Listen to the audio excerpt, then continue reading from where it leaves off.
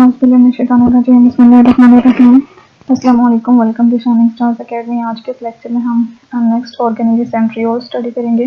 Centriole animal cells में मौजूद होते हैं, ठीक है। और सेंट्रियोल्स अगर हम देखें तो ये ओपन एंडेड, दोनों साइड से ओपन होते हैं और होलो सिलेंडर की तरह इनका स्ट्रक्चर होता है। यहाँ पे अगर आप लोग नोट करें ये सेंट्रियोल हैं, ठीक है। सेंट्रियोल्स में ये जो आप लोगों को लॉन्ग ग्रीनिश पोर्शन नजर आ रहा है, ये किसका है? माइक्रोट्यूब्यूल्स। जो सेंट्रियोल्स हैं वो किसके बने होते हैं? माइक्रोट्यूब्यूल्स के बने होते हैं, ठीक है। और जो एक पूरा सेंट्रियोल होता है वो स्टार शेप होता है। जैसे इनको अगर मैं ज्वाइन करूं तो ये कुछ इस तरह से इसकी स्टार शेप बनती है,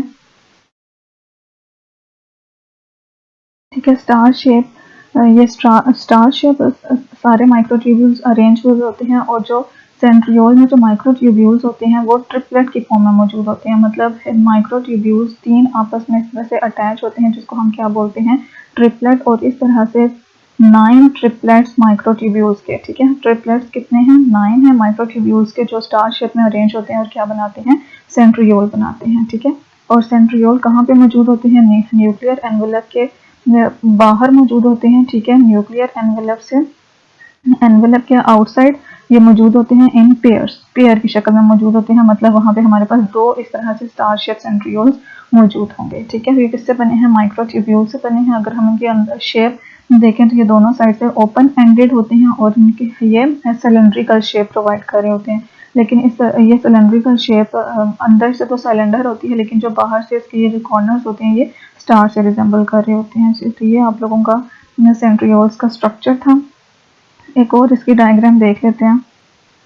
यहाँ पे देखेंगे आप लोगों को कंप्लीट ये स्टार शेप नजर आ रही होगी, ठीक है। ये कुछ इस तरह से स्टार शेप है, लेकिन अंदर से अगर हम इसका स्ट्रक्चर देखें तो अंदर से ये क्या है? ये होलो सिलेंडर शेप है जो दोनों एंड से ओपन होता है, ठीक है। और ये एक ट्रिपलेट सेंट्रियोल का, माइक्रोट्यूब्यूल का, ये एक ट्रिपलेट, ये 2 3 4 5 6 7 8 9 इस तरह से माइक्रोट्यूब्यूल्स के 9 ट्रिपलेट्स आपस में अरेंज हुए होते हैं in the form of star. और वो क्या बनाते हैं? सेंट्रियोल्स बनाते हैं। और सेंट्रियोल्स कहाँ पे मौजूद होते हैं? एनिमल सेल्स में मौजूद होते हैं। और ये न्यूक्लियर एनवेलप के करीब होते हैं। न्यूक्लियर एनवेलप के करीब पेयर्स की फॉर्म में मौजूद होते हैं। जो सेंट्रियोल है उसमें 9 ट्रिपलेट्स ऑफ माइक्रोट्यूब्यूल्स होते हैं, ठीक है। एक ट्रिपलेट, जो एक माइक्रोट्यूब्यूल है उसमें 9 ट्रिपलेट्स होंगे, मीन्स 9 3 27 माइक्रोट्यूब्यूल्स एक सेंट्रियोल में मौजूद होते हैं। अब अगर हम इनका फंक्शन देखें तो एनिमल सेल्स में जब सेल डिवीजन हो रही होती है तो उस वक्त जो सेंट्रियोल्स हैं वो स्पिंडल अपरेटस बनाने का काम करते हैं। मतलब इनसे स्पिंडल फाइबर्स ओरिजिनेट होते हैं। अब जो जैसे ही सेल डिवीजन स्टार्ट होगी तो जो सेंट्रियोल्स हैं, जैसे ये एक सेंट्रियोल है और ये दूसरा सेंट्रियोल है। अच्छा, नेक्स्ट हायर क्लासेस में जब आप जाएंगे तो वहाँ पे आप लोगों को सेंट्रियोल की पोजीशन इस तरह से नजर आएगी कि जो हमारे सेंट्रियोल्स हैं वो पेयर्स की फॉर्म है। मतलब 2 एनवेलप के बाहर 2 सेंट्रियोल्स मौजूद हैं, एक ये है और एक ये है। और ये दोनों सेंट्रियोल्स जो प्लांट सेल में, एनिमल सेल में, वो इस तरह से 90 डिग्री के एंगल से, मतलब एक यूं होगा और दूसरा इसके परपेंडिकुलर मौजूद होगा। तो इस तरह से 90 डिग्री के एंगल पे दोनों सेंट्रियोल्स मौजूद होते हैं न्यूक्लियर एनवेलप के करीब in the form of pairs. और जब सेल डिवीजन का टाइम आता है तो सेल डिवीजन के टाइम पे ये डुप्लीकेट करते हैं। डुप्लीकेट मीन्स कि ये सेंट्रियोल भी अपने जैसा एक और सेंट्रियोल बना देता है और ये सेंट्रियोल भी अपने जैसा एक और सेंट्रियोल बना देता है। तो इसमें हमारे पास ये 2 पेयर्स ऑफ सेंट्रियोल्स बन जाते हैं जो सेल की ऑपोजिट साइड पे मूव कर जाते हैं। एक यहाँ ही स्टे करेगा और दूसरा ऑपोजिट साइड पे चला जाएगा। और वहां से स्पिंडल फाइबर्स ओरिजिनेट होंगे सेंट्रियोल्स के अंदर से, जो जिसको हम क्या बोलेंगे? स्पिंडल अपरेटस बोलेंगे, ठीक है। ये इसका सेल डिवीजन में फंक्शन था। सेल डिवीजन में सेंट्रियोल्स क्या करते हैं? डुप्लीकेट करते हैं। 2 pairs move to the opposite poles of the cell. दोनों pairs opposite poles of the cell की तरफ मूव कर जाएंगे और क्या बनाएंगे? स्पिंडल अपरेटस बनाएंगे, ठीक है। दूसरा इनका फंक्शन क्या है? सेल डिवीजन में स्पिंडल अपरेटस बनाने के अलावा ये सीलिया और फ्लैजिला बनाने के काम भी आते हैं, ठीक है। जो सीलिया और फ्लैजिला फॉर्मेशन होती है वो भी किससे होती है? सेंट्रियोल से होती है। तो ये 2 फंक्शंस आप लोगों ने याद रखने हैं। एक ये करते हैं स्पिंडल फाइबर्स बनाते हैं और दूसरा सीलिया और फ्लैजिला बनाते हैं। और 9 ट्रिपलेट्स होते हैं माइक्रोट्यूब्यूल्स के एक सेंट्रियोल में, ठीक है। और सेंट्रियोल्स हमेशा पेयर की फॉर्म में अरेंज होते हैं नियर द न्यूक्लियर एनवेलप। और ये सिर्फ किस में पाए जाते हैं, प्लांट सेल्स, एनिमल सेल्स में, प्लांट सेल में ये नहीं होते, ठीक है, प्लांट सेल में ये मौजूद नहीं होते, ठीक है। ये आप लोगों का सेंट्रियोल से रिलेटेड था। नेक्स्ट हमारे पास साइटोस्केलेटन है। साइटोस्केलेटन सपोर्ट प्रोवाइड करने के लिए बहुत ज़्यादा इंपॉर्टेंट है। जैसे एक मकड़ी का जाला है, मकड़ी का जाला आप देखें तो वो स्पाइडर को हर जगह मूव करने में हेल्प आउट कर रहा होता है, तो साइटोस्केलेटन भी सेल के अंदर यही काम कर रहे होते हैं। और साइटोस्केलेटन असल में क्या होते हैं, फाइब्रस प्रोटीन्स होते हैं। फाइबर्स मीन्स थ्रेड, ठीक है, धागे की तरह की प्रोटीन्स होती हैं जो थ्रू आउट द साइटोप्लाज्म मौजूद होती हैं, ठीक है। बिल्कुल आप मकड़ी के जाले को माइंड में लाएं तो साइटोस्केलेटन साइटोप्लाज्म के अंदर बिल्कुल वैसा ही होता है, ठीक है। और ये जितनी भी फाइब्रस प्रोटीन्स हैं इनको हम कलेक्टिवली क्या बोल देते हैं, साइटोस्केलेटन बोल देते हैं। और ये जो साइटोस्केलेटन है इसमें हमारे पास 3 तरह के स्केलेटल फाइबर्स होते हैं, ठीक है। साइटोस्केलेटन में 3, हमने बोला है ना, system of variety of fibrous proteins, fibrous thread like proteins होती हैं जो वैरायटी में मौजूद होती हैं, और वो कलेक्टिवली क्या कहलाती हैं, साइटोस्केलेटन। अब वो वैरायटीज के हिसाब से देखें तो हमारे पास जो साइटोस्केलेटन फाइबर्स हैं वो 3 तरह के हैं, ठीक है। एक है microtubule, microfilaments and intermediate filaments. Microtubules, microfilaments and intermediate filaments. सबसे पहले हम माइक्रोट्यूब्यूल्स को स्टडी करते हैं। माइक्रोट्यूब्यूल्स ट्यूबुलिन प्रोटीन से बनी होती है। ये अनब्रांच्ड होलो ट्यूब लाइक स्ट्रक्चर है, ठीक है। और इनका फंक्शन क्या है, 3 चीजें आप लोगों ने याद रखनी है। एक तो इसकी कंपोजिशन याद रखनी है कि इससे बनी हुई है, ट्यूबुलिन से बनी हुई है। अगर हम इसका स्ट्रक्चर देखें तो ये अनब्रांच्ड होलो ट्यूब लाइक स्ट्रक्चर है, ठीक है। मतलब इसमें किसी किस्म की कोई ब्रांचिंग नहीं होती है और बिल्कुल जैसे एक ट्यूब पाइप खाली सा होता है, इस तरह का इसका स्ट्रक्चर होता है। और तीसरी चीज जो आप लोगों ने माइक्रोट्यूब्यूल्स के बारे में याद रखनी है वो इसका फंक्शन है। तो माइक्रोट्यूब्यूल्स, जैसा भी हमने ऊपर सेंट्रियोल्स से पढ़ा कि जो सेंट्रियोल्स हैं वो किससे बने हैं, माइक्रोट्यूब्यूल से बने हैं। तो माइक्रोट्यूब्यूल्स का क्या काम था, स्पिंडल अपरेटस बनाना और सीलिया और फ्लैजिला बनाना। तो यहाँ पे भी जो माइक्रोट्यूब्यूल्स हैं वो यही काम कर रहे हैं, स्पिंडल फाइबर्स बना रहे हैं, सीलिया और फ्लैजिला बना रहे हैं। ये आप लोगों का माइक्रोट्यूब्यूल्स है। माइक्रोट्यूब्यूल्स हैं जो कि साइटोस्केलेटन की एक टाइप है।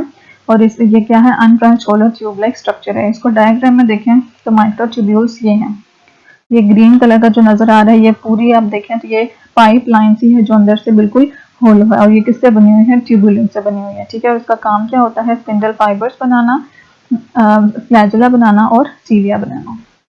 नेक्स्ट है माइक्रोफिलामेंट्स। माइक्रोफिलामेंट्स अगर हम देखें तो ये बहुत ही थिन प्रोटीन फाइबर्स होते हैं। और मेनली ये कौन सी प्रोटीन्स होती हैं, कॉन्ट्रैक्टाइल प्रोटीन्स, जैसा कि एक्टिन, मतलब वो प्रोटीन्स जो कॉन्ट्रैक्शन शो कर सकती हैं, ठीक है। तो और उन कॉन्ट्रैक्टाइल प्रोटीन्स को हम क्या नाम देते हैं, एक्टिन का नाम देते हैं, ठीक है। और ये साइटोप्लाज्म में जो स्ट्रीमिंग मूवमेंट्स होती हैं, मीन साइटोप्लाज्म का जो फ्लूइड एक सिरे से दूसरे सिरे तक मूव करके जा रहा होता है वो किसकी वजह से जा रहा होता है, बिकॉज ऑफ कॉन्ट्रैक्टाइल प्रोटीन्स जिनको हम एक्टिन बोलते हैं। और जो एक सिरे से दूसरे सिरे तक साइटोप्लाज्म के फ्लो करने की, मूव करने की मूवमेंट है उसको हम क्या बोलते हैं, स्ट्रीमिंग मूवमेंट। जैसे पानी मूव करके जा रहा होता है एक एंड से दूसरे एंड में in the form of layers, तो उसको हम क्या बोलते हैं, स्ट्रीमिंग मूवमेंट्स। बिल्कुल ये भी इसकी इसी तरह की मूवमेंट साइटोप्लाज्म में शो करता है। और ये किसकी वजह से शो करता है, एक्टिन प्रोटीन्स की वजह से शो करता है।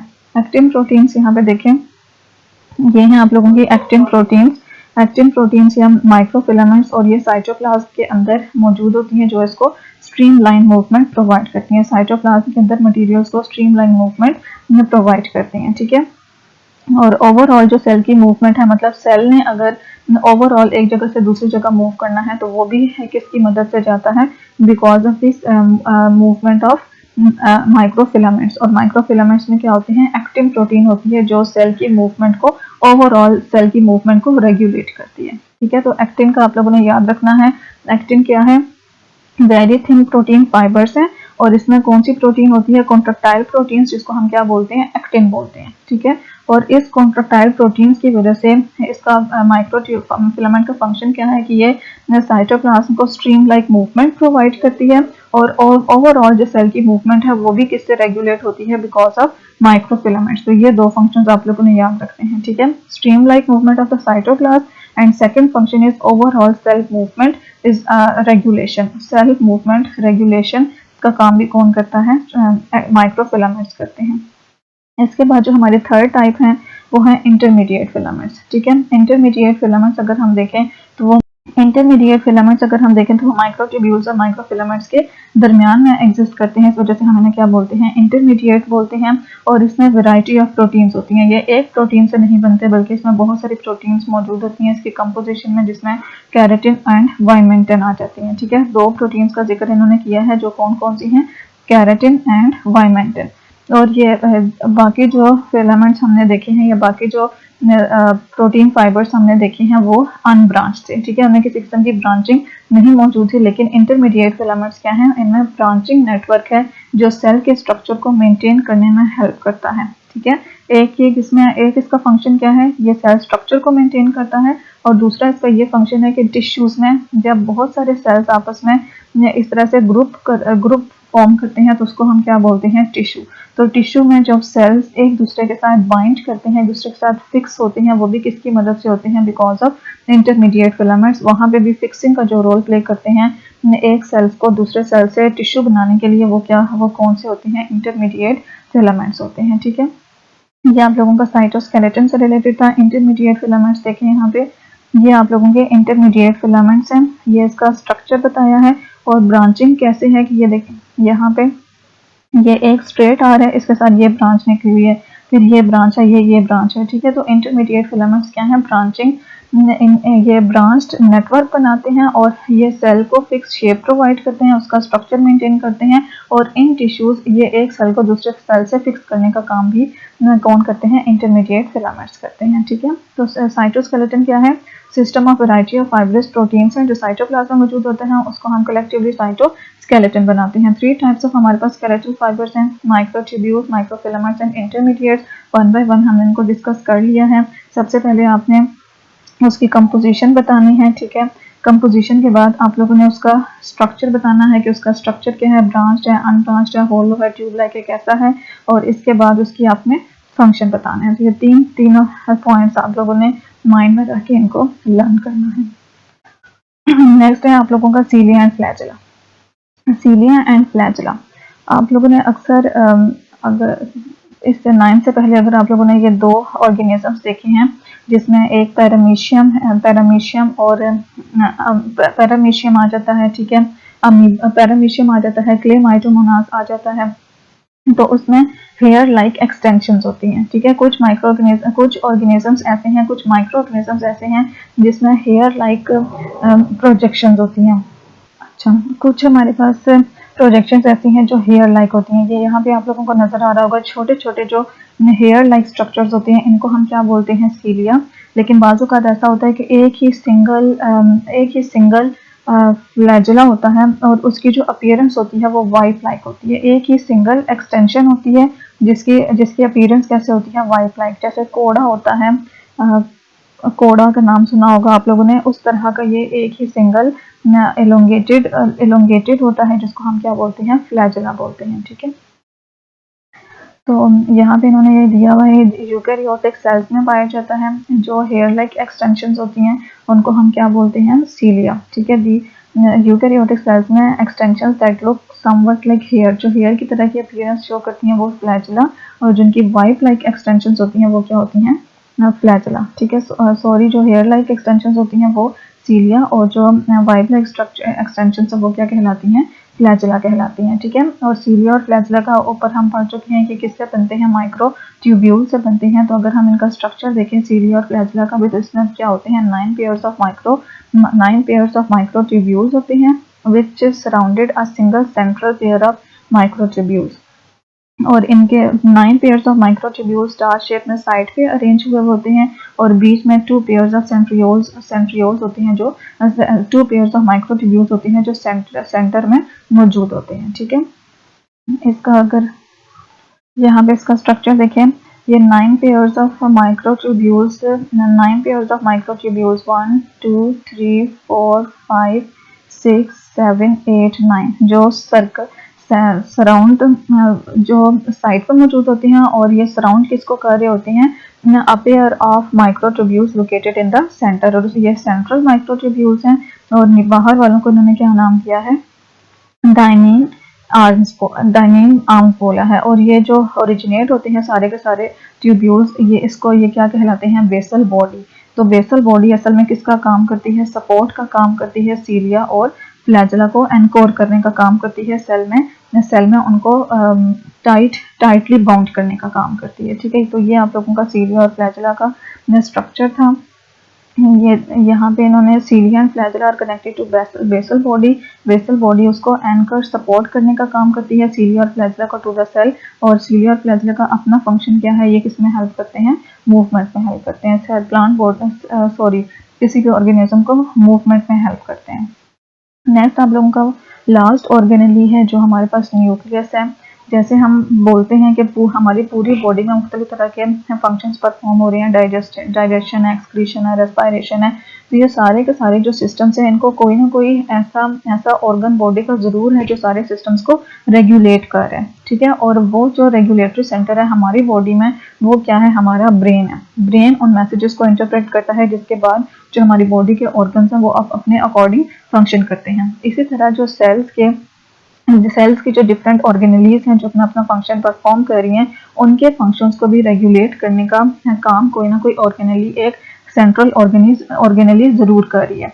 तो वो ऑर्गेनेली जो सारी सेल की एक्टिविटीज जैसे कि मेटाबॉलिज्म, ग्रोथ एंड रिप्रोडक्शन को रेगुलेट करती है, उसको हम क्या बोलते हैं, न्यूक्लियस बोलते हैं। ठीक है, न्यूक्लियस यूकैरियोटिक सेल में ट्रू न्यूक्लियस मौजूद होता है। ठीक है, ये यूकैरियोटिक सेल्स ही में मौजूद होता है, प्रोकैरियोटिक सेल्स में ये नहीं होता। और ये एनिमल और प्लांट दोनों सेल्स में मौजूद होता है। ये रेगुलेशन का काम यूकैरियोटिक सेल में कौन करता है, न्यूक्लियस करता है। इस वजह से हम इसे क्या बोलते हैं, कंट्रोल सेंटर ऑफ डीएनए। और कंट्रोल इसमें क्या होते हैं, हेरिडिटरी मटेरियल भी होता है डीएनए। हेरिडिटरी मटेरियल वो मटेरियल जो एक ऑर्गेनिज्म से दूसरे ऑर्गेनिज्म में पास करता है, और उसके जरिए जो पेरेंट्स की कैरेक्टरिस्टिक्स हैं वो ऑफ स्ट्रिंग्स में ट्रांसफर होती हैं। ठीक है, अब हम न्यूक्लियस का स्ट्रक्चर देखें तो सबसे पहले न्यूक्लियर एनवेलप। इसके स्ट्रक्चर में हम क्या पढ़ेंगे, न्यूक्लियर एनवेलप। न्यूक्लियस असल में डबल मेम्ब्रेन बाउंडेड ऑर्गेनेली है। ठीक है, इसकी 2 मेम्ब्रेन्स होती हैं, और उन दोनों मेम्ब्रेन्स को कलेक्टिवली हम क्या बोलते हैं, न्यूक्लियर एनवेलप बोलते हैं। और जो न्यूक्लियर एनवेलप है, इसमें छोटे छोटे से पोर्स होते हैं, होल्स होते हैं। और ये होल्स किसका काम करते हैं, साइटोप्लाज्म। ये होल साइटोप्लाज्म और न्यूक्लियस के बीच में कनेक्शन डेवलप करते हैं, जिसकी वजह से साइटोप्लाज्म से जो प्रोटीन्स वगैरह हैं वो जो या न्यूट्रिएंट्स वगैरह हैं वो सेल के अंदर जाते हैं और न्यूक्लियस के अंदर जाते हैं। और न्यूक्लियस से जो प्रोटीन्स या राइबोसोम्स वगैरह हैं वो साइटोप्लाज्म में बाहर आते हैं। वो किनकी मदद से आते हैं, न्यूक्लियर पोर्स की मदद से आते हैं। और न्यूक्लियर पोर्स वो हैं जहाँ पे अगर ये न्यूक्लियस की न्यूक्लियर एनवेलप मींस ये आउटर मेम्ब्रेन, ये इनर मेम्ब्रेन, तो जहाँ भी ये दोनों मेम्ब्रेन्स आपस में फ्यूज कर जाएंगी, ये दोनों मेम्ब्रेन्स आपस में क्या हो गई हैं, फ्यूज हो गई हैं। या फिर हम फ्यूज का दूसरा नाम लेते हैं कि आपको ये क्या हो गई हैं, डिसॉल्व हो गई हैं। ठीक है, यहाँ से ये डिसॉल्व हो गई हैं, तो ये वाला जो होल आपको नजर आ रहा है ये क्या कहलाएगा, न्यूक्लियर पोर कहलाएगा। ठीक है, जहाँ पे न्यूक्लियर एनवेलप की बोथ मेम्ब्रेन्स क्या हो गई हैं, दूसरे के साथ फ्यूज हो गई हैं, वहां पे क्या बनता है, न्यूक्लियर पोर बनता है। और थ्रू न्यूक्लियर पोर जो न्यूक्लियस है वो साइटोप्लाज्म के साथ कम्युनिकेट करता है। न्यूट्रिएंट्स और प्रोटीन्स न्यूक्लियस के अंदर एंटर होती हैं थ्रू दीज पोर्स। और जो राइबोसोम्स और मैसेंजर आरएनए हैं वो न्यूक्लियस से बाहर साइटोप्लाज्म में आते हैं थ्रू न्यूक्लियर पोर्स। ठीक है, तो इस तरह से न्यूक्लियर पोर्स का ये फंक्शन भी आप लोगों को पता होना चाहिए। न्यूक्लियर पोर का फंक्शन इंपॉर्टेंट है, पूछ लिया जाता है, तो आप लोगों ने हर तरह से इसके स्ट्रक्चर को याद करना है। पहला हमने न्यूक्लियर एनवेलप पढ़ा, फिर हमने न्यूक्लियर पोर्स पढ़े। न्यूक्लियर पोर्स के बाद अब हमारे पास है न्यूक्लियोप्लास्ट। जैसे सेल का जो वाटर फ्लूइड लाइक पोर्शन था उसको हमने साइटोप्लाज्म बोला, जिस तरह से जो न्यूक्लियस का फ्लूइड पोर्शन है उसको हम क्या बोलेंगे, न्यूक्लियोप्लाज्म बोलेंगे। न्यूक्लियस के अंदर भी फ्लूइड मौजूद है जो सब्सटेंसेस को पूरे न्यूक्लियस में मूव करने में हेल्प करता है, और वो फ्लूइड क्या कहलाता है, न्यूक्लियोप्लाज्म कहलाता है। ठीक है, अब आगे जो इसका न्यूक्लियस का स्ट्रक्चर में पार्ट आ रहा है वो है nucleolus.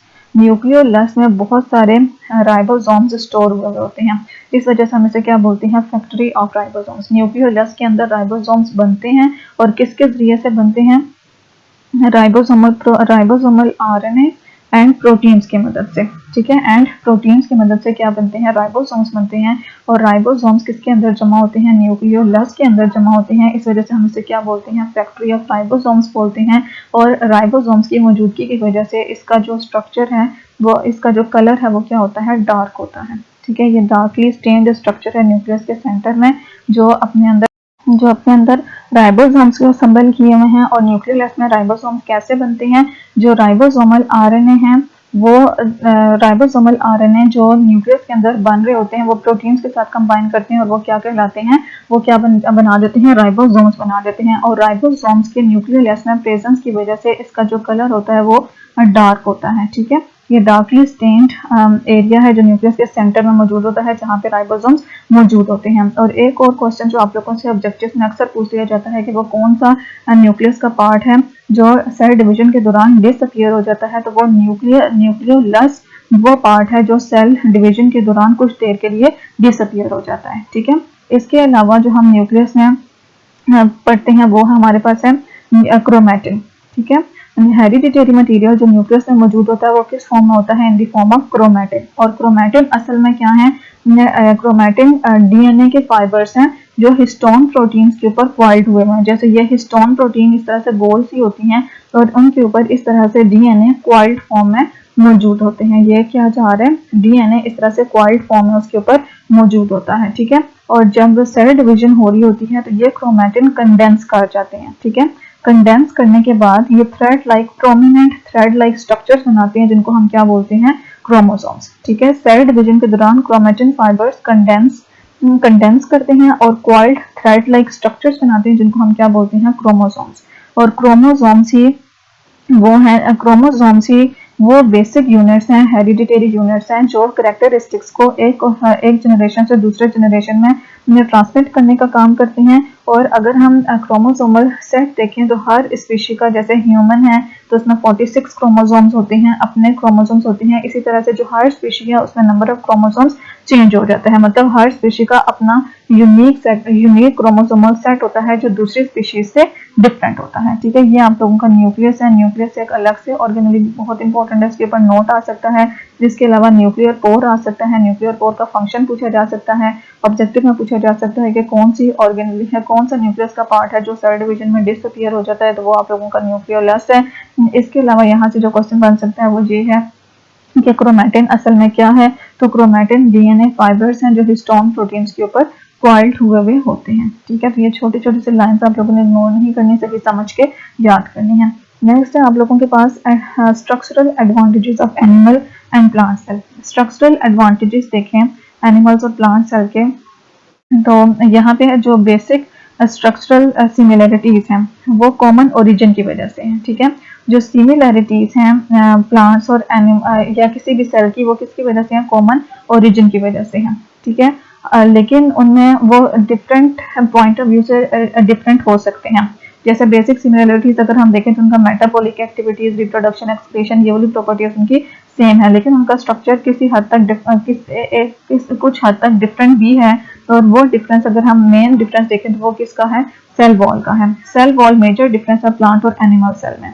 Cell wall plant cell में प्रेजेंट होती है लेकिन एनिमल सेल में एब्सेंट होती है, ये इसके लाइफस्टाइल की वजह से है, ठीक है। अब लाइफस्टाइल किस तरह सेल वॉल की प्रेजेंस और एब्सेंस पे डिपेंड कर रहा है, वो उसकी रीजन ये है कि जो एनिमल्स हैं उनका लोकोमोटिव मोड ऑफ लाइफ है, ठीक है। लोकोमोटिव मोड ऑफ लाइफ है मींस वो लोकोमोशन शो करते हैं। Locomotion means can move from place to place, वो एक जगह से दूसरी जगह पर बासानी मुंतकिल हो सकते हैं, बासानी मूव करके जा सकते हैं। तो इस वजह से, इस लोकोमोटिव मोड की वजह से उनकी बॉडी क्या होनी चाहिए, फ्लेक्सिबल होनी चाहिए। और ये फ्लेक्सिबिलिटी किसकी वजह, ये इस फ्लेक्सिबिलिटी को प्रोवाइड करने का रीजन क्या है कि सेल वॉल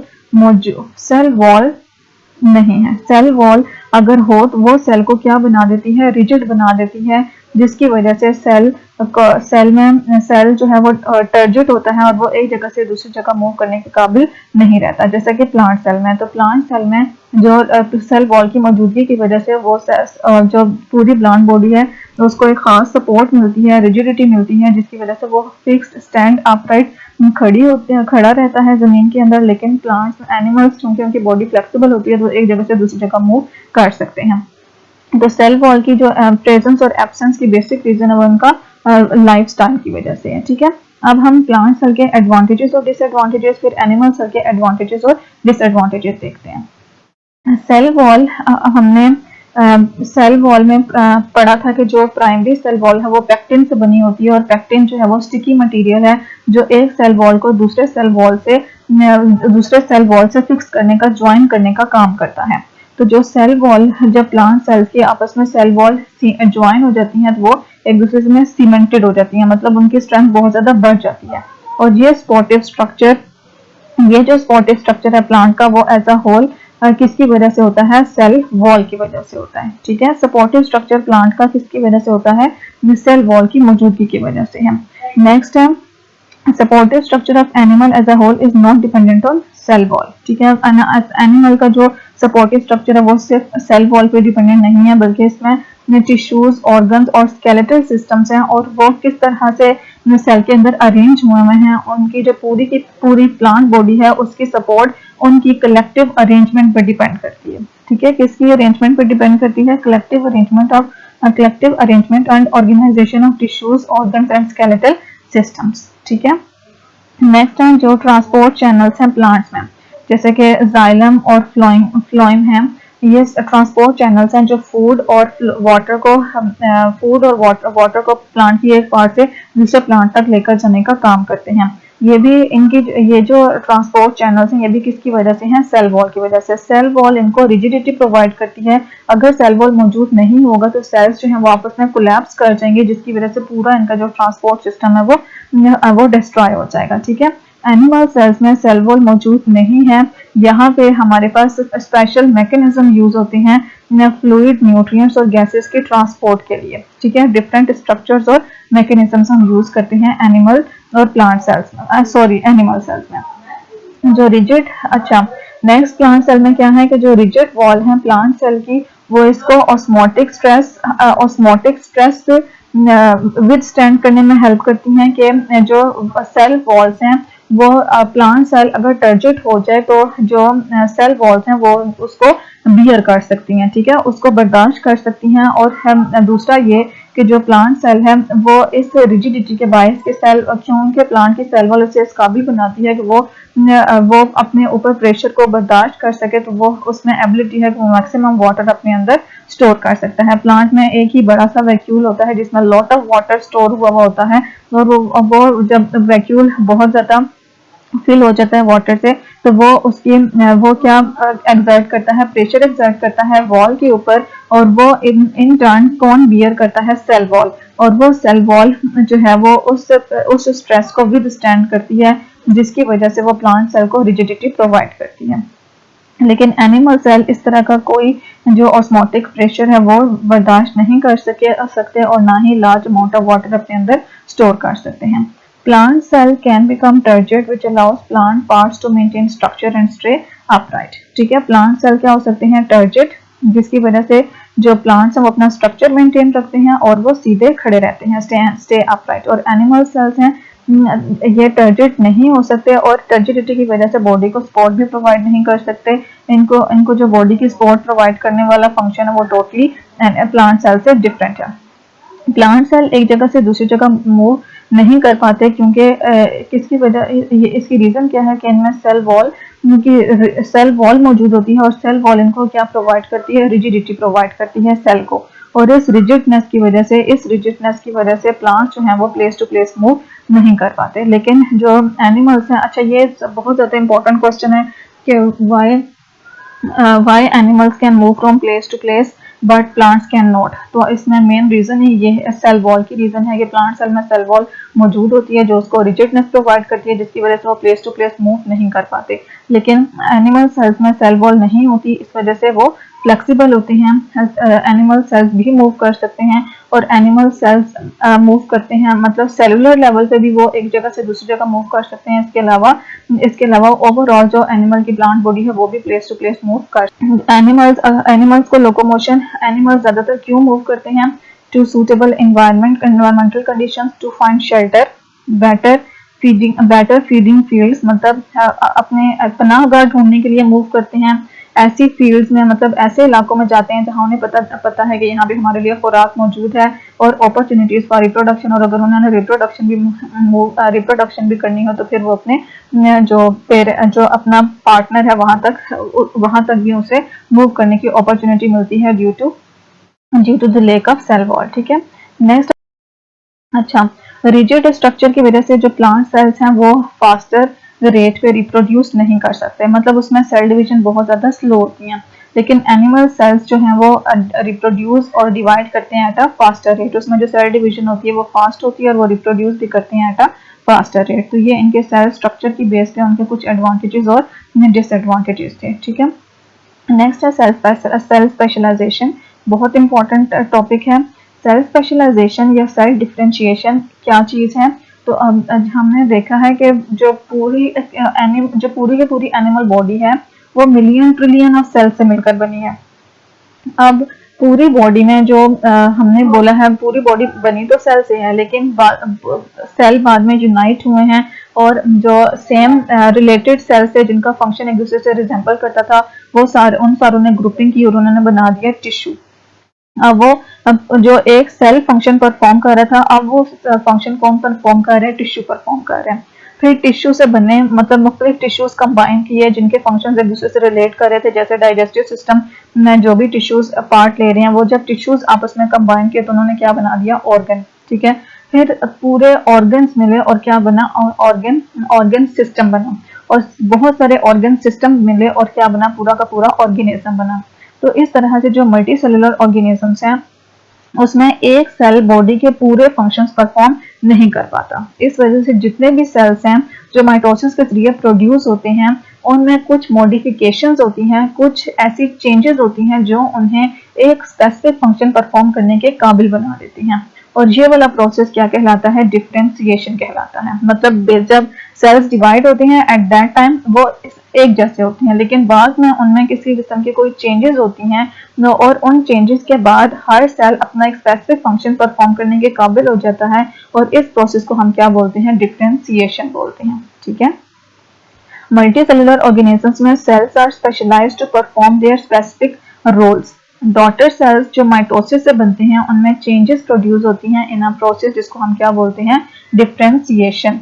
ठीक है, डिफरेंशिएशन में वो क्या हो जाते हैं? वो अपने साइज में ऑल्टर हो जाते हैं, उनका स्ट्रक्चर चेंज हो जाता है, उनकी मेटाबॉलिक एक्टिविटीज चेंज हो जाती हैं, उनके फंक्शंस चेंज हो जाते हैं। As a result they become specialised in their role in the body. इस तरह से वो अपना एक खास रोल प्ले करते हैं प्लांट की बॉडी में।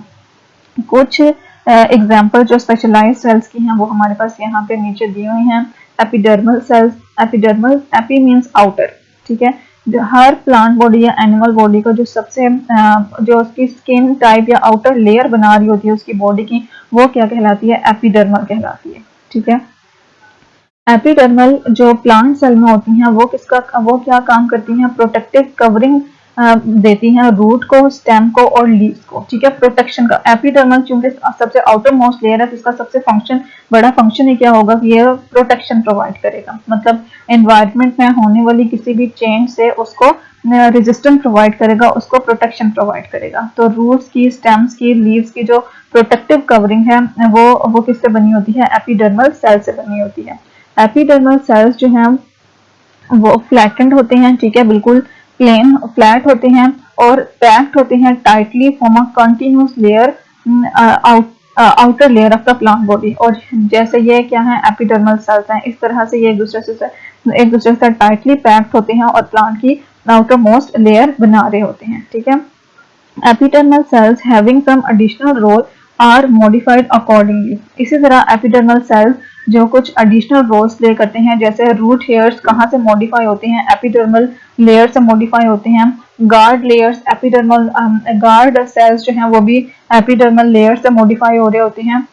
तो जो एपिडर्मल्स हैं वो अपने फंक्शंस के अकॉर्डिंग फंक्शन के अकॉर्डिंग, रोल के अकॉर्डिंग अपने स्ट्रक्चर को चेंज कर लेते हैं, ठीक है।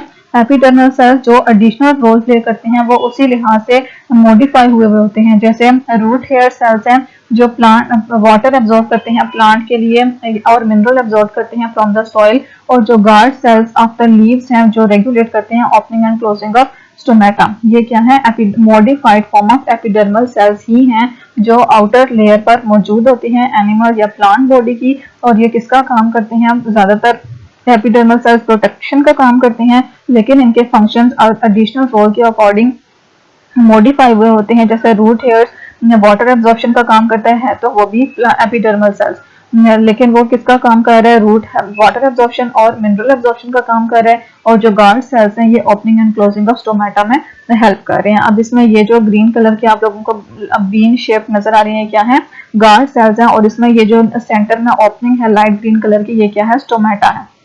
तो गार्ड सेल्स क्या करते हैं, जब वाटर से फिलअप हो जाते हैं तो टर्जिट हो जाते हैं, टर्जिट होने की वजह से इनका साइज बड़ा हो जाता है और ये इस पोर को क्लोज कर देते हैं, मीन स्टोमेटा क्लोज हो जाता है। और जब इन्हें वाटर अंदर लेकर जाना होता है तो यहाँ से गार्ड सेल से पानी वाटर रिमूव होना शुरू हो जाता है, जिसकी वजह से ये कॉन्ट्रैक्ट हो जाते हैं और पीछे सुकड़ जाते हैं, और सुकड़ने की वजह से जो बीच का इनका पोर्शन है वो लार्ज हो जाता है, जिसकी वजह से स्टोमेटा ओपन हो जाता है और बाहर से गैसेस या वाटर वगैरह प्लांट बॉडी के अंदर चली जाती हैं, ठीक है। तो ये आपको पता होना चाहिए। एपिडर्मल सेल्स प्रोटेक्शन का काम करती हैं, और हेयर जो रूट हेयर और रूट हेयर सेल्स जो गार्ड सेल्स हैं ये भी मॉडिफाइड एपिडर्मल सेल्स ही हैं।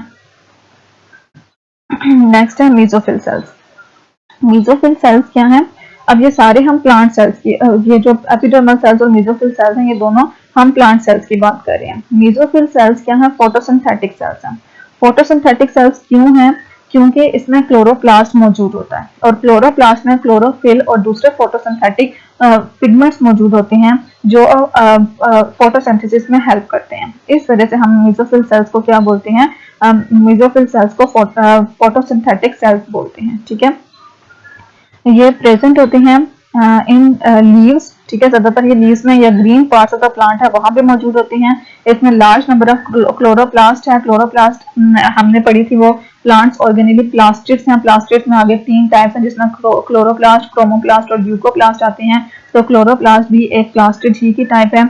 इसमें क्लोरोफिल और दूसरे फोटोसिंथेटिक पिगमेंट्स मौजूद होते हैं जो कि थैलाकोइड मेम्ब्रेन के अंदर एनकोड हुए होते हैं, ठीक है। और ये पिगमेंट लाइट एनर्जी अब्सॉर्ब करते हैं और फूड और फोटोसिंथेसिस प्रोसेस परफॉर्म करते हैं, ठीक है। फूड प्रोड्यूस करते हैं इन फोटोसिंथेसिस प्रोसेस। फोटोसिंथेसिस के जरिए फूड प्रोड्यूस करते हैं प्लांट बॉडी के लिए, ठीक है।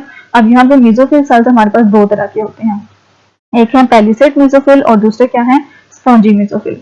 जो पेलिसेड मेसोफिल्स हैं वो यहाँ पे आपको ये सारा पोर्शन नजर आ रहा होगा, ये क्लोजली पैक्ड होते हैं, ठीक है, मतलब इनमें किसी किस्म की कोई स्पेसेस नहीं होती। लेकिन जो स्पॉन्जी मेसोफिल हैं यहाँ भी आपको नजर आ रहा होगा, ये छोटे छोटे से ये क्या है, स्पॉन्जी मेसोफिल्स, और इसमें ये व्हाइट कलर की लार्ज एम्प्टी स्पेसेस मौजूद हैं। तो जो जिनमें लार्ज इंटरसेलुलर स्पेसेस मौजूद होती हैं वो क्या है, स्पॉन्जी मेसोफिल सेल्स। और स्पॉन्जी मेसोफिल सेल्स अपने अंदर से गैसेस वगैरह को पास करना अलाउ करते हैं, ठीक है। ये आप लोगों का मेसोफिल सेल्स से रिलेटेड था। नेक्स्ट हमारे पास रेड ब्लड सेल्स हैं जो एनिमल सेल्स में स्पेशलाइज्ड सेल्स हैं वो हैं। और एनिमल आरबीसीज में क्या होता है, हीमोग्लोबिन फिल्ड सेल्स होते हैं to transport oxygen in the body, ठीक है। रेड ब्लड सेल्स को अगर हम देखें तो इसमें हीमोग्लोबिन मौजूद होता है और हीमोग्लोबिन अपने साथ ऑक्सीजन को बाइंड करता है और पूरी बॉडी में उसको ट्रांसपोर्ट करता है, ठीक है। तो इस तरह से रेड ब्लड सेल्स का फंक्शन क्या मॉडिफाई हुआ, transport of oxygen. They are, ये बाइकॉनकेव डिस्क शेप्ड स्ट्रक्चर है। बाइकॉनकेव मींस इनकी दोनों साइड से ये अंदर को इस तरह से मुड़े हुए होते हैं, ठीक है। बाइकॉनकेव ये इनकी अपर सरफेस और ये इनकी लोअर सरफेस, दोनों साइड से ये कॉनकेव शेप होते हैं। इस शेप की वजह से इनका जो सरफेस एरिया है for the absorption and release of oxygen वो इंक्रीज हो जाता है, ठीक है। बाय दोनों साइड से कॉनकेव शेप होने की वजह से जो इनका सरफेस एरिया है for the absorption and release of oxygen वो इंक्रीज कर जाता है, ठीक है। अगर हम आरबीसीज को देखें तो आरबीसीज में न्यूक्लियस, माइटोकॉन्ड्रिया या एंडोप्लाज्मिक रेटिकुलम मौजूद नहीं होते। इसकी वजह से इसमें मतलब इस तरह की कोई ऑर्गेनेलीज जब इसमें मौजूद नहीं होंगी तो इनमें से ज्यादा स्पेस, एम्प्टी स्पेस ऐसी होगी जिसमें ज्यादा से ज्यादा हीमोग्लोबिन अकोमोडेट हो सके, ठीक है। ये बहुत ज्यादा फ्लेक्सिबल होते हैं और इतने फ्लेक्सिबल होते हैं जो कैपिलरीज जिनका साइज बहुत ज़्यादा छोटा होता है उनमें से भी ये पास कर सकते हैं। और जो रेड ब्लड सेल्स का एवरेज एज है वो हम कितनी डेज है, 120 डेज है। 120 डेज के बाद ये क्या डिस्ट्रॉय हो जाते हैं और इनकी जगह पे न्यू रेड ब्लड सेल्स बनना शुरू हो जाते हैं। ठीक है, तो ये आप लोगों के रेड ब्लड सेल्स था। नेक्स्ट आप लोगों के हैं न्यूरॉन्स। न्यूरॉन्स क्या हैं, ये नर्वस सेल्स, नर्वस सिस्टम के सेल्स हैं और ये इनका जो सबसे जो इम्पोर्टेंट फंक्शन ये बॉडी में प्ले करते हैं वो है कोऑर्डिनेशन। कोऑर्डिनेशन या फिर आप कह सकते हो कम्युनिकेशन, कि एक ऑर्गन को दूसरे ऑर्गन से जो राब्ता करना होता है वो किसकी मदद से करते हैं, न्यूरॉन्स की मदद से करते हैं। ठीक है, कोऑर्डिनेशन सिस्टम बॉडी में जो डेवलप होता है वो किसकी मदद से होता है, न्यूरॉन्स की मदद से होता है। और इस बॉडी के इस सिस्टम को परफॉर्म करने के लिए जिनका स्ट्रक्चर है वो भी वेरी यूनिक है। ठीक है, अगर हम न्यूरॉन का स्ट्रक्चर देखें तो न्यूरॉन में ये इसकी सेल बॉडी है जिसमें न्यूक्लियस मौजूद है। ठीक है, फिर इसमें 2 साइटोप्लाज्मिक फाइबर्स हैं। ठीक है, एक इसकी सेल बॉडी है और साइटोप्लाज्मिक और 2 तरह के साइटोप्लाज्मिक फाइबर्स हैं। एक को हम डेंड्राइट्स बोलते हैं, ये जो आपको छोटे छोटे हेयर लाइक स्ट्रक्चर्स नजर आ रहे हैं इनको हम क्या बोलते हैं, डेंड्राइट्स। और जो दूसरा है उसको हम क्या बोलते हैं, ये साइटोप्लाज्मिक फाइबर्स जो हैं इनको हम क्या बोलते हैं, एक्सॉन्स। ठीक है, इसमें एक सेल बॉडी है जिसके अंदर न्यूक्लियस मौजूद है और इसके साथ 2 तरह के साइटोप्लाज्मिक फाइबर्स हैं। एक क्या है डेंड्राइट्स और दूसरे क्या है एक्सॉन्स। जो डेंड्राइट्स हैं ये नर्व इम्पल्सेस को कंडक्ट करते हैं टू द सेल बॉडी, मतलब डेंड्राइट्स जो मैसेज है वो सेल बॉडी के अंदर लेकर जाता है और जो एक्सॉन्स हैं वो मैसेज सेल बॉडी से अवे लेकर जाते हैं टू अदर ऑर्गन्स या to other cells of the body. इस तरह से जो डेंड्राइट्स और एक्सॉन्स हैं वो कंडक्शन का काम करते हैं between cell body and others and cell bodies of the other cells. Dendrites and axons make it possible for neuron to communicate with far away cells in the body। और dendrites और axons की ही मदद से जो एक cell जो है वो दूसरे सेल से जो इतनी दूर मौजूद होता है बॉडी में उससे कम्युनिकेट कर पाता है। ठीक है, ये आप लोगों का न्यूरॉन से रिलेटेड था। न्यूरॉन्स का स्ट्रक्चर आप लोगों का इंपॉर्टेंट है। नेक्स्ट आप लोगों के मसल सेल्स हैं। मसल सेल्स अगर हम देखें तो मसल सेल्स में एबिलिटी होती है कॉन्ट्रैक्शन और रिलैक्सेशन की। ठीक है, मसल्स चूंकि बॉडी की मूवमेंट में हेल्प करते हैं तो इस वजह से इनमें एबिलिटी होती है to contract and relax.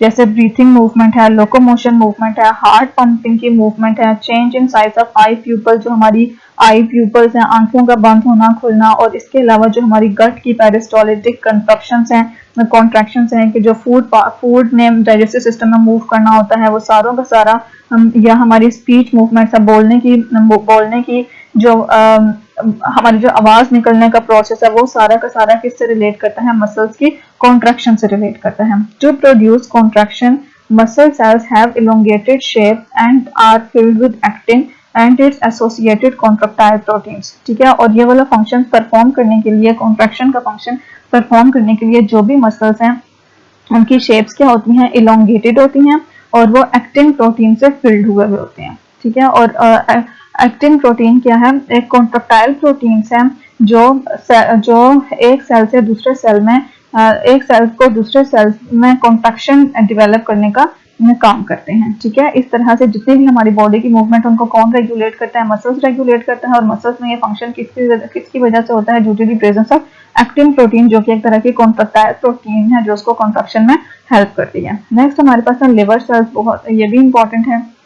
Liver cells अगर हम देखें तो ये हमारे पास राउंड इन शेप होते हैं। ठीक है, ये देखें ये लिवर सेल्स हैं, ये राउंड इन शेप है और इनमें प्रोमिनेंट न्यूक्लियस होता है और साइटोप्लाज्मिक ऑर्गेनेलीज भी बहुत सारी होती हैं। ठीक है, they are metabolically most active cells of the body. Metabolism जो एनाबॉलिज्म मतलब जो तोड़ या नई मॉलिक्यूल्स बनने का जो अमल है वो इसमें सबसे फास्ट होता है।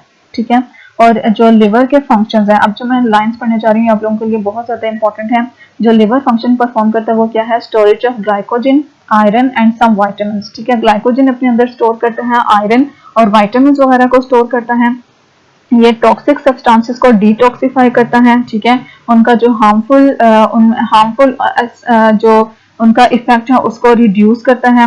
और production of clotting proteins in blood, खून को जमने में जो प्रोटीन्स हेल्प करती हैं उनको प्रोड्यूस करता है।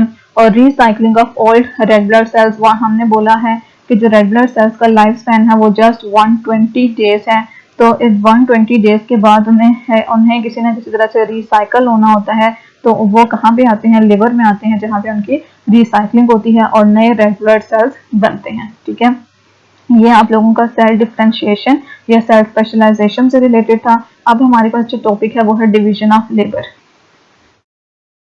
अच्छा, नेक्स्ट हमारे पास डिवीजन ऑफ लेबर है। डिवीजन ऑफ लेबर अगर हम देखें तो हमने सेल्स में मुख्तलिफ तरह की ऑर्गेनेलीज देखी हैं और हर ऑर्गेनेली को देखा है कि वो अपना फंक्शन परफॉर्म कर रही है। जैसे अगर हम माइटोकॉन्ड्रिया की बात करें तो माइटोकॉन्ड्रिया सेल के लिए एनर्जी प्रोड्यूस करती है। राइबोसोम्स को देखें तो ये प्रोटीन सिंथेसिस का काम करता है।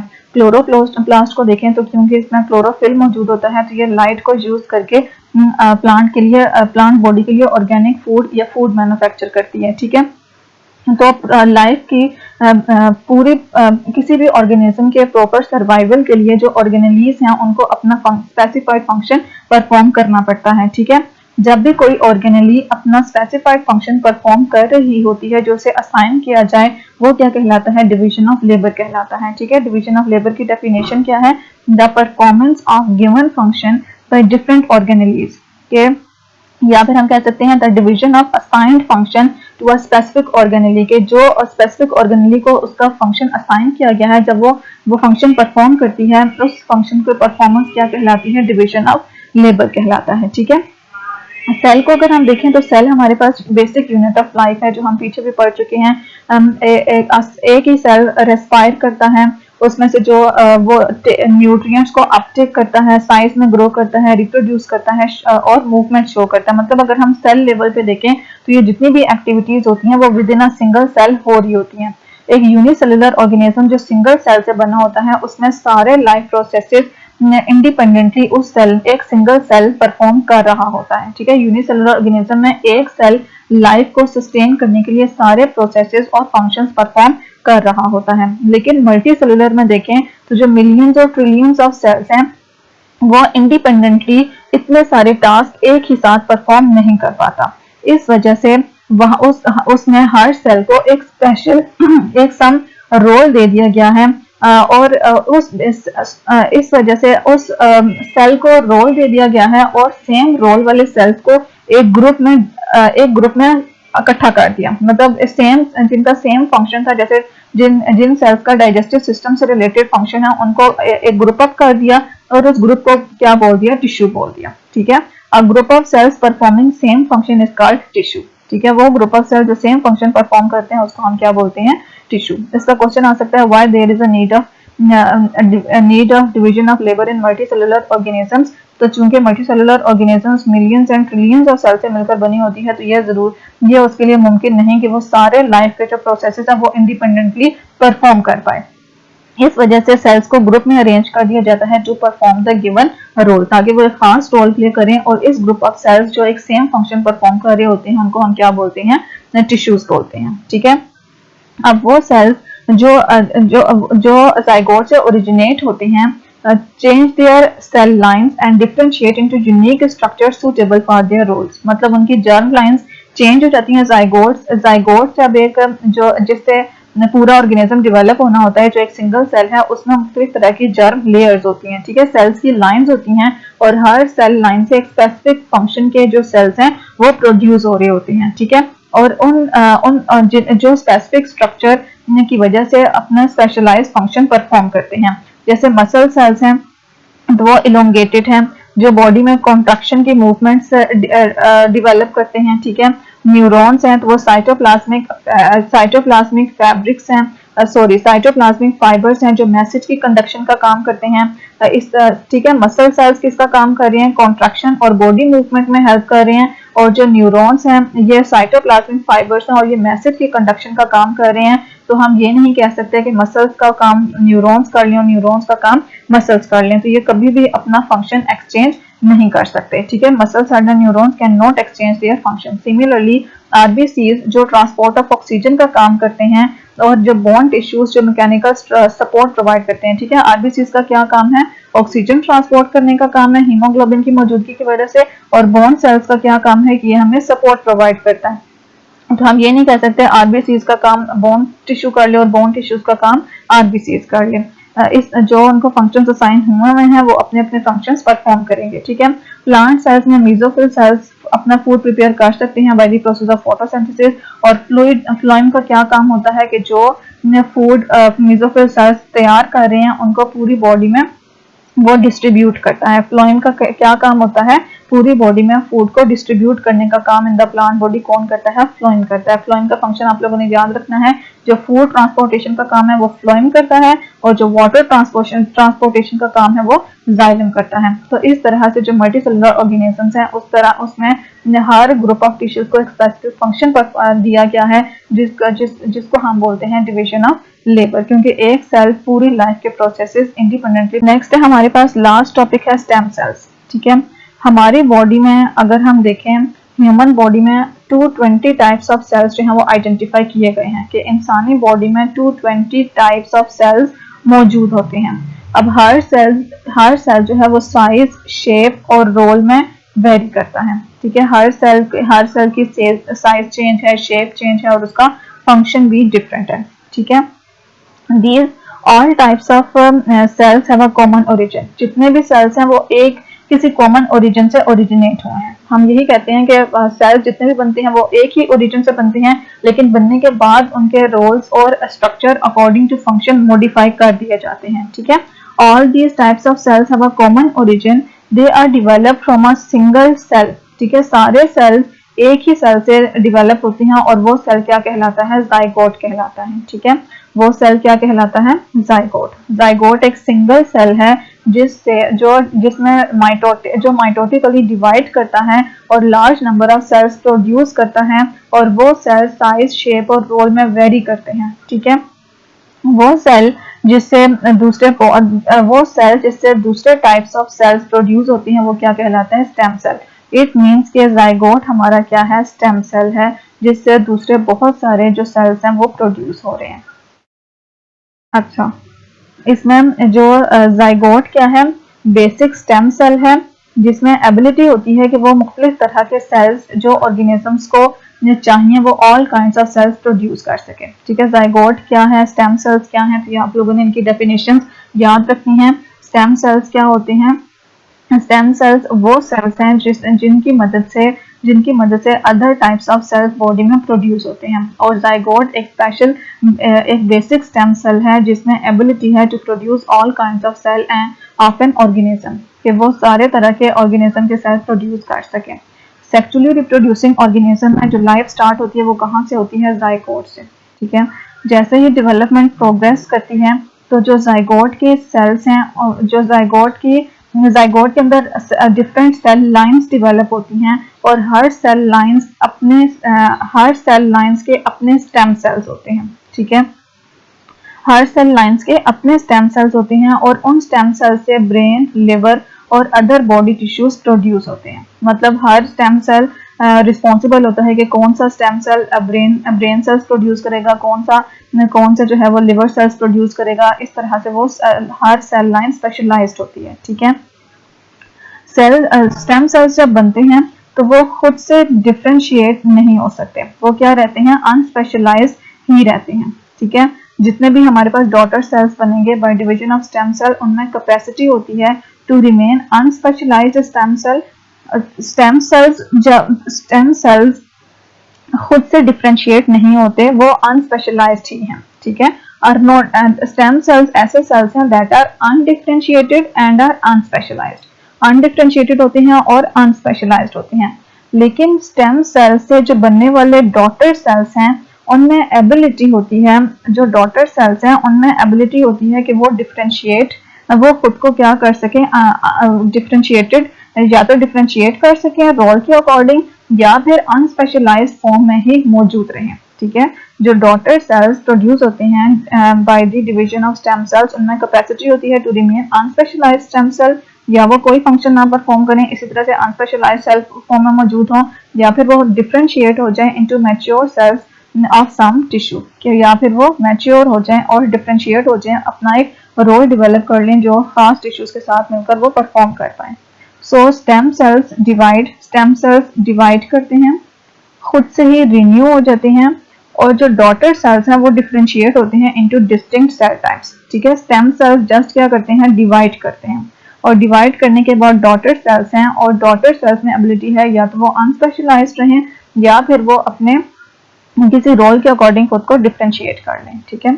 स्टेम सेल, इसमें हिमाटोपोइटिक स्टेम सेल्स और अदर स्टेम सेल्स। जो हिमाटोपोइटिक स्टेम सेल्स हैं वो किसका काम करते हैं, red blood sales, white blood cells और प्लेटलेट्स बनाने का, ठीक है, मतलब ब्लड सेल्स बनाते हैं। और जो अदर स्टेम सेल्स हैं वो मसल सेल्स, नर्व सेल्स और लिवर सेल्स बनाते हैं। अब इस ये जो सेल्स बनते हैं ये प्रॉपर सेल लाइन से बनते हैं, ठीक है। हमने बोला था ना कि जो जाइगोट है वो उसमें सेल लाइंस डेवलप होती हैं और हर सेल लाइन से खास स्टेम सेल्स प्रोड्यूस होते हैं।